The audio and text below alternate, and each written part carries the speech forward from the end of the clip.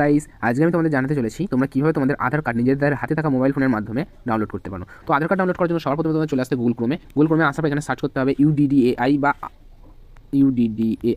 ইউডিডিএআই বলে যখন সার্চ করে প্রথম যে ওয়েবসাইটে চলে আসে, যে ওয়েবসাইটে দেখতে পাচ্ছ, এই ওয়েবসাইটে আধার কার্ডের ওয়েবসাইট, এই ওয়েবসাইটে তোমরা ক্লিক করে দেবে। ক্লিক করে দেওয়ার পর তোমরা এখানে ভাষা চুজ করবে। আমি যেহেতু ইংলিশ চুজ করে নিলাম, চুজ করে নেওয়ার পর তোমরা একটু স্ক্রল করবে। স্ক্রল করার পর তোমরা এখানে দেখতে পাবে ডাউনলোড আধার বলে একটি অপশন দেখতে পাচ্ছ। এই ডাউনলোড আধার বলে যে অপশনটি রয়েছে, এই আধারটা তোমরা ক্লিক করে দেবে। ক্লিক করার সাথে সাথে তোমাদের এইখানে এরকম একটি ইন্টারফেস দেখতে পাবে, যেখানে তোমাদের আধার কার্ডের মাধ্যমে বা এনরোলমেন্ট আইডি বা ভার্চুয়াল আইডির মাধ্যমে তোমরা তোমাদের এখানে আধার কার্ডে ডাউনলোড করতে পারো। তো আমি এখানে আমার আধার কার্ডের নাম্বার দিয়ে দিচ্ছি, তোমরা তোমাদের আধার কার্ডের নাম্বার দিয়ে দেবে। আর বলে রাখি তোমাদের আধার কার্ডের সাথে যে মোবাইল নাম্বারটা লিঙ্ক রয়েছে, সেই মোবাইল নাম্বারে ওটিপি ঢুকবে, তবে তুমি আধার কার্ড ডাউনলোড করতে পারবে। আমার ওটিপি থেকে আমি এখানে ওটিপি বসিয়ে দিচ্ছি।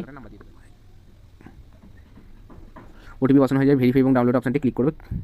ক্লিক করার সাথে তোমার সামনে এরকম একটু এন্টার নেবে। এন্টার নেওয়ার পর তোমরা এখানে দেখতে পাচ্ছ congratulation, your Aadhaar card is download. তো এখানে বলে রাখি আধার কার্ড আমার এই মুহূর্তে ডাউনলোড হয়ে গিয়েছে। তো আমি এখান থেকে আমার আধার কার্ডটি দেখে নেব। আধার কার্ডটি যখন আমি দেখতে পাচ্ছি, এখানে আধার কার্ডে তোমাদের পাসওয়ার্ড চাইবে। পাসওয়ার্ড হচ্ছে তোমার নামের প্রথম 4টি অক্ষর বড় হাতে দেবে, তোমার নামের প্রথম 4টি অক্ষর বড় হাতে দেবে এবং তোমাদের ডেট অফ ইয়ারটা দেবে। ঠিক আছে, আমার নাম যেমন জিৎ, আমি এইখানে JEET